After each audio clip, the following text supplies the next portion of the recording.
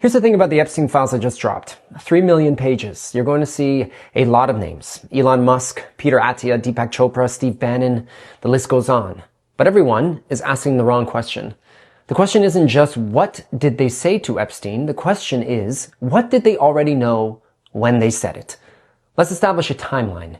2005, police in Palm Beach, Florida begin investigating Epstein after a parent reports that he sexually abused her 14-year-old daughter. 2006, Epstein is arrested.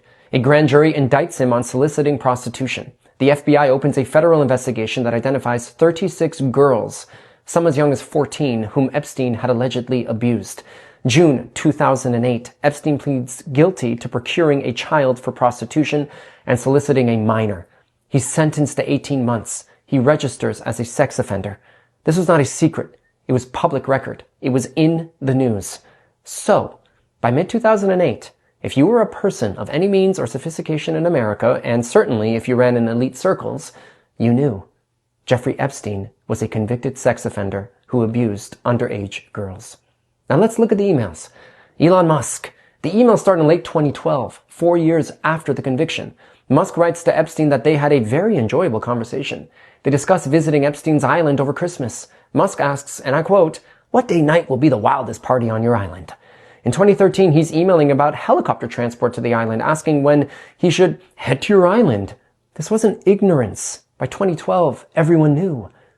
Peter Attia, the longevity guru, just hired by CBS News. Over 1,700 mentions in the files. Emails spanning from at least 2015 to 2018. In June 2015, 7 years after the conviction, Attia gushes that the worst part about being Epstein's friend is that the life you lead is so outrageous, and yet I can't tell a soul. He knew the life was outrageous. He just couldn't tell anyone. In 2016, Attia sends Epstein a joke about, you know what, I'm not even going to repeat it. You can look it up. And then in December 2018, after the Miami Herald published its devastating investigation identifying 80 of Epstein's victims, Attia emails Epstein asking if there's any legal fallout from the story. Not expressing horror, not distancing himself, checking in on a buddy's legal situation. Deepak Chopra, the spiritual guru, the self-help icon, the guy selling you enlightenment, emails spanning 2016 through at least 2018. In November 2016, Epstein shares a news article about one of his accusers dropping a lawsuit. Chopra asks, "Did she also drop the civil case against you?" Epstein replies, "Yup." Chopra responds, "Good. Good." Steve Bannon, hundreds of friendly texts months before Epstein's death. They discuss politics, travel, and a documentary that Bannon was planning so that he could help salvage Epstein's reputation. In March 2019, Bannon asked if Epstein could supply his plane to pick him up in Rome. This wasn't 2009. This was 2019. So here's the point. The question isn't whether these people committed crimes. That's for investigators to determine. And maybe they didn't. Maybe they just had lunch. Maybe they just talked about meditation or solar panels or longevity science. But here's what we know they did. They chose to associate. They chose to buddy up. They chose to email about wild parties and outrageous lifestyles with a man they knew, because everyone knew, had pled guilty to crimes against children. And that raises a different question, not a legal one, a moral one. Where do we draw the line? I'm not saying these people should go to jail for exchanging emails. I'm asking, why do we keep buying their cars? Why do we keep listening to their podcasts? Why do we keep paying $2,500 for their longevity programs? Why do we keep treating them like gurus and visionaries and people whose wisdom is worth following? Deepak Chopra has made a career telling you how to live a more conscious, more ethical, more enlightened life. And when his friend's accuser dropped a lawsuit, he said, "Good." Peter Attia is selling you the science of living longer.